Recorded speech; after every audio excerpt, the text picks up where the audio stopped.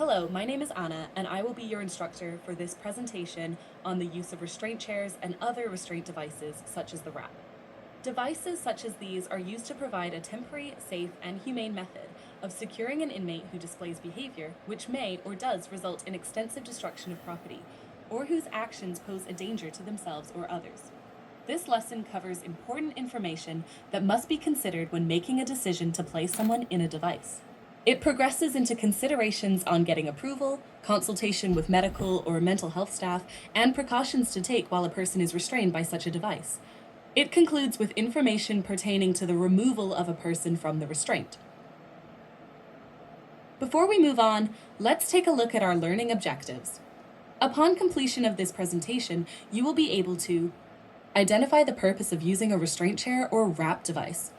List a minimum of 5 prerequisites for placement in a restraint chair. List a minimum of 3 prerequisites for placement in a wrap device.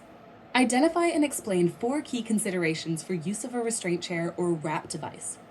Identify a minimum of 6 health concerns that should be monitored while a person is in a restraint chair or wrap device, and identify the most common recommended time a person should be in a restraint chair, along with what staff should do while a person is in the chair.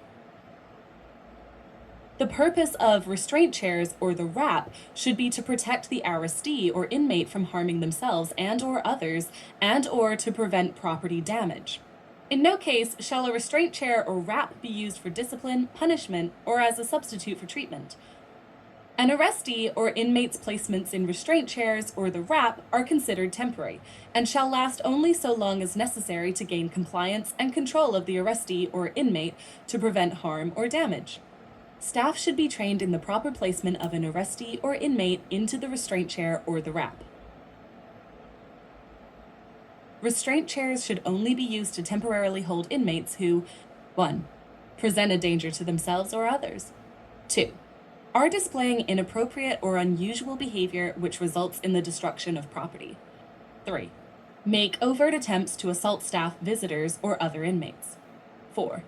Are eligible by law to be strip searched, but refuse to comply with the strip search, and are also believed to be concealing contraband that presents a threat to the safety and security of the facility. 5. To accomplish an involuntary blood draw pursuant to a warrant or DNA collection. 6. To accomplish court-ordered medications when an inmate refuses to comply. What does it take to get put into the restraint chair? This is a key moment in deciding to place someone in a restraint chair. What do you want to accomplish? Officers and staff must consider what injurious or harmful actions or behavior needs to be stopped and determine if placing the person in a restraint chair will accomplish that goal. Remember, the goal must serve a legitimate government interest. Consider the following scenario. James Smith is drunk and in the holding cell waiting to be booked. He is continually yelling and cussing. Occasionally, as someone walks by, Smith bangs on the cell door and yells at them. Staff has told him many times to stop yelling, only for Smith to yell, "Screw you," back at them as he flips them the bird. Is Smith a candidate for the chair? No. What legitimate governmental goal would you want to accomplish by putting Smith in the chair? Putting him in the chair will not stop him from yelling. Is the goal to stop him from occasionally banging on the cell door? It would stop that, but how big of a problem was his occasional banging on the door weighed against the risk of using the restraint chair?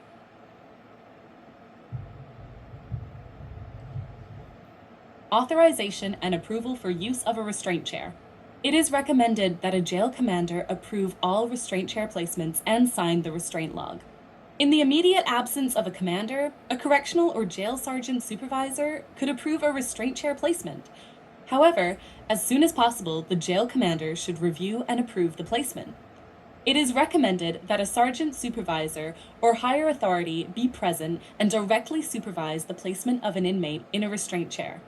Keep in mind that violent behavior may mask dangerous medical conditions. Therefore, detainees must be monitored for and provided with medical treatment if needed. Detainees should not be left in the chair for more than 2 hours. Most importantly, a restraint chair should never be used as a means of punishment. I'm going to hand you off to Mason to take you through the rest of the presentation. Mason has more than 20 years of experience working in jails. Thank you, Anna. As Anna said, I am Mason, and I'll be taking you through the last part of the presentation. Here is what we are going to cover during the rest of our time together. Placement into restraint devices. Observation while in the device.